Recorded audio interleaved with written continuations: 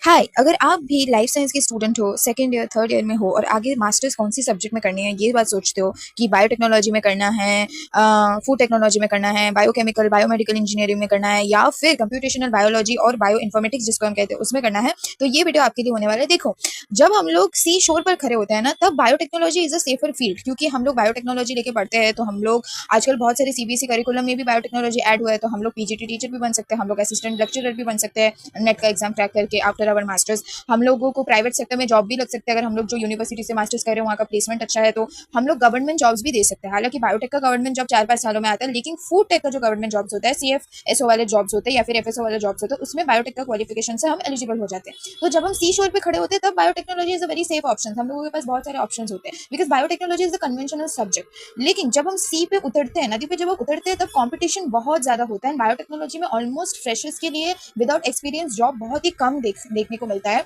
आपको स्किल्स चाहिए होता है to survive in the biotech industries. आपके जो प्रोजेक्ट्स होना होता है वो बहुत ही स्ट्रांग होना होता है to be in the biotech industry. And अगर आप रिसर्च की फील्ड में भी जाना चाहते हो तो आपको 10-12 घंटा लैब में पूरा काम करना पड़ता है, और आपका वर्क लाइफ बैलेंस बिल्कुल खराब हो जाती है।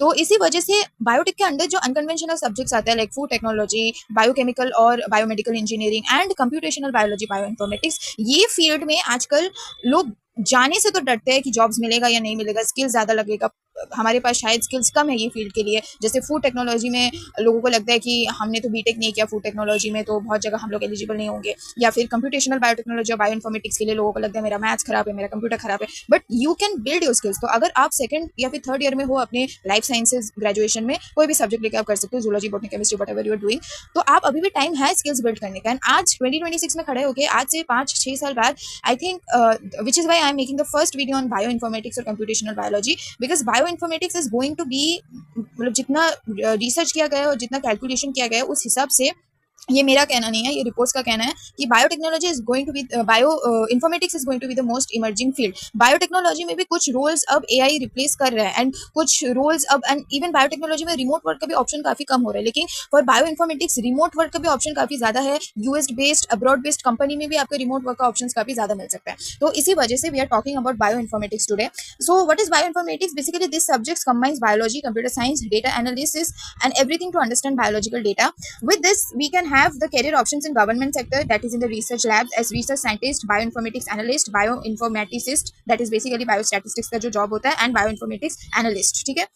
एंड प्राइवेट सेक्टर में आप कंप्यूटेशनल बायोलॉजिस्ट के जॉब में, डेटा साइंटिस्ट का जॉब में, ड्रग डिस्कवरी का जॉब में आप जा सकते हो, ठीक है। तो आप यूनिवर्सिटीज में, आईआईटीज में कंप्यूटेशनल बायोलॉजी का कोर्स दिया जाता है, आईआईएससी में कराया जाता है, जेयूयू में कराया जाता है, आईआईबीसी में कराया जाता है, आईएचसी में कराया जाता है, एंड काफी सारे इंस्टीट्यूट्स है जैसे पौंडीचेरी यूनिवर्सिटी एंड ऑल, ठीक है। एंड ऑल्सो जो एग्जाम्स एक्सेप्टेड होता है, आईआईटीज में गेट एक्सेप्ट होता है, नेट एक्सेप्ट होता है, मतलब आईआईटीज में नहीं, रिसर्च इंस्टीट्यूट में नेट एक्सेप्ट होता है, डीबीटी बेट आप लोग दे सकते हो, that is department of biotechnology BET, ICMR, JRF देखिए भी आप कर सकते हो। And also like Pondicherry university and other universities में सीयूईटी पीजी का लाइफ साइंस पेपर देखिए भी आप बायो इन्फॉर्मेटिक्स का जो मास्टर्स है वो कर सकते हो। अब बेसिकली अगर आप अभी बेसिक लेवल पे हो और आपको प्रो लेवल पे जाना है तो आपको कुछ नहीं करना, आपको आपका foundations of biology, that is biochemistry, immunology, microbiology, biotechnology, ये सारे पॉइंट्स को स्ट्रॉन्ग करना है। आपको बेसिक्स ऑफ कंप्यूटर साइंस जानना है, like Microsoft Excel and data analyst का आपको कोर्स करना पड़ेगा। एंड प्रोग्रामिंग में आपको पाइथन और आर का नॉलेज होना चाहिए, ठीक है।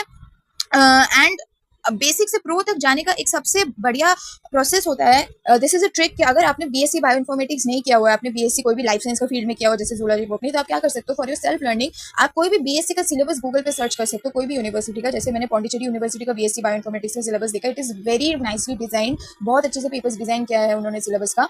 तो आप वो सिलेबस फॉलो करके अपने आप में सीख सकते हो, क्योंकि वो लोग मास्टर्स लेवल में कोई रिस्ट्रिक्शन नहीं देते कि ये मैथ्स होना चाहिए, फिजिक्स होना चाहिए। अगर आपके पास लाइफ साइंस का डिग्री है तो आप एडमिशन ले सकते हो in MSc bio informatics after cracking the CUET PG life science paper. तो आप खुद को सेल्फ प्रिपेयर करने के लिए कोई भी बीएससी बायो इन्फॉर्मेटिक्स का 4 साल या 3 साल वाला सिलेबस उठा लीजिए, उस हिसाब से घर पे प्रिपरेशन कीजिए, फिर आप एकदम बेसिक से एडवांस तक लर्न करेंगे, क्योंकि बीएससी में हम लोगों को बेसिक से एडवांस तक ही सिखाया जाता है। Thank you for watching the video, thanks for your patience, thank you.